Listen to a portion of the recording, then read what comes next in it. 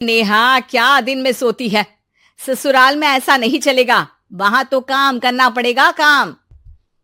जितना काम होगा कर लूंगी माँ, पर अगर कोई ये कहे कि सारा आराम छोड़कर सिर्फ काम ही करना है तो ना भी ना, मुझे नहीं करनी शादी। अरे, कैसी बात कर रही हो? अच्छा चलो जाकर नहा लो, मैं नाश्ता लगा देती हूँ। फिर तुम्हें कॉलेज भी तो जाना है। नेहा कॉलेज के लिए निकल जाती है। वो सोचने लगती है कि ससुराल में वो कैसे मैनेज करेगी। क्या हुआ नेहा, परेशान लग रही हो? अरे यार, तू तो मुझे जानती है ना, मुझे अपनी लाइफ बिल्कुल परफेक्ट चाहिए, लेकिन लग नहीं रहा लोग मानेंगे। यार, कहीं मेरी शादी ऐसे घर ना हो जाए जहां मेरी जिंदगी ही नरक हो जाए। अरे मैंने ना कल एक इंग्लिश फिल्म देखी थी, उसमें भी कुछ ऐसी ही समस्या थी हीरोइन की। अच्छा, तो फिर क्या किया उसने? उसने तो अपने होने वाले पति से साफ साफ कह दिया कि वो पहले उसके घर कुछ दिन तक बिना शादी के रह कर देखेगी, और अगर ठीक लगा तो ठीक, वरना तेरे मेरे रास्ते अलग। अरे हाँ यार, ये तो बिल्कुल सही आइडिया दे रही है तू मुझे। चल मैं तो चली। थैंक्स यार, तूने मेरी प्रॉब्लम सॉल्व कर दी। ये बोलकर नेहा खुशी खुशी वहां से निकल जाती है, लेकिन पीछे से उसकी सहेली कहती है, अरे नेहा, नहीं नहीं, कुछ नहीं सुनना मुझे। ये बोलकर वो वहां से चली जाती है। हे भगवान, पूरी बात सुने बिना ही चली गई। अरे वो तो विदेशी फिल्म थी, वहां सब चलता है, लेकिन ये तो भारत है, सभ्यता और संस्कारों वाला देश, जहां शादी से पहले लड़की को ससुराल में नहीं रखा जाता। खैर, नेहा मस्त होकर घर आती है। नेहा, कल तुझे लड़के वाले देखने आने वाले हैं, और हाँ, इस बार कोई बहाना नहीं चलेगा। हाँ हाँ, आने दो आने दो, मैं तैयार हूं शादी के लिए। अगले दिन लड़के वाले आते हैं, जहां लड़का कहता है, मुझे अकेले में लड़की से कुछ पूछना है। हाँ हाँ, क्यों नहीं बेटा। जाओ नेहा, घर तो दिखा दो इन्हें। नेहा भी खुश हो जाती है कि उसे मौका मिल गया है लड़के से अपनी शर्त रखने का। देखो, मुझे ना शादी से बहुत डर लगता है। पता नहीं कैसी लड़की आए, तालमेल बना पाए कि नहीं मेरे परिवार से। मैंने कई घरों में रोज का क्लेश होते देखा है। तुमने तो मेरे दिल की बात कर दी। मैं भी यही सोच रही थी कि भाई सास तो अच्छी होनी चाहिए, पति सपोर्ट करे ना करे, रहना तो पूरे दिन सास के साथ है। लेकिन मेरे पास ना इसके लिए एक बहुत अच्छा आइडिया है। अच्छा, कैसा आइडिया?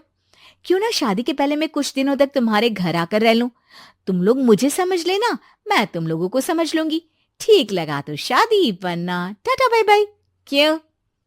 लड़के को नेहा की बात में दम लगता है। वो घर के सभी लोगों के सामने नेहा की बात रखता है। अरे पागल हो गई है क्या? ये कैसी शर्त है? अरे शादी से पहले मैं क्यों तुझे किसी और के घर भेजूंगी रहने? अरे लड़की के ख्याल तो 20 साल आगे के हैं, इतनी भी खुले विचारों वाली लड़की नहीं चाहिए हमें। अरे माँ, क्या बुरा और गलत बोल रही है ये? रहना तो हम दोनों का है ना। कल को कोई परेशानी आई तो तुम सब तो ये बोलकर निकल जाओगे कि जिंदगी तुम लोगों को ही निभानी है। तुम लोगों को जो करना है करो। तब क्या करूंगा बताओ? सबके समझाने पर वो लोग मान जाते हैं। वाह, मैं 2-3 दिनों में पैकिंग कर लूंगी, तो आकर मुझे ले जाना।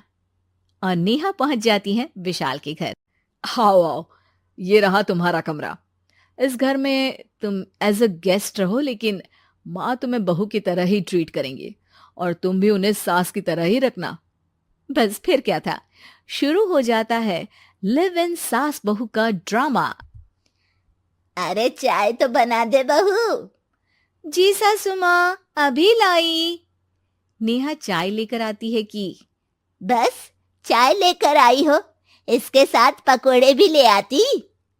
लेकिन आपने तो बताया ही नहीं कि आपको चाय के साथ पकोड़े भी चाहिए। हाँ हाँ, अब तो पता चल गया ना।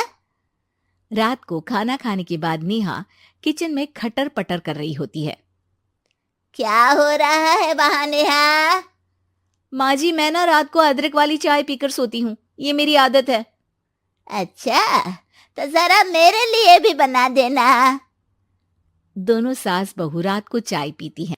अगले दिन, नेहा, मैं मंदिर जा रही हूँ, मेरी साड़ी निकाल कर बेड पर रख दे। नेहा सास के लिए साड़ी निकाल कर रख देती है।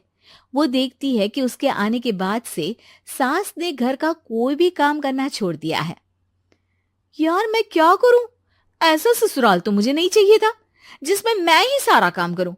मैं तो ऐसा घर चाहती हूं जहां सास और बहू दोनों मिलकर किचन में काम करें। हे भगवान, रात को चाय पी ली, पेट में गैस बन गई, अब तो चला भी नहीं जा रहा है।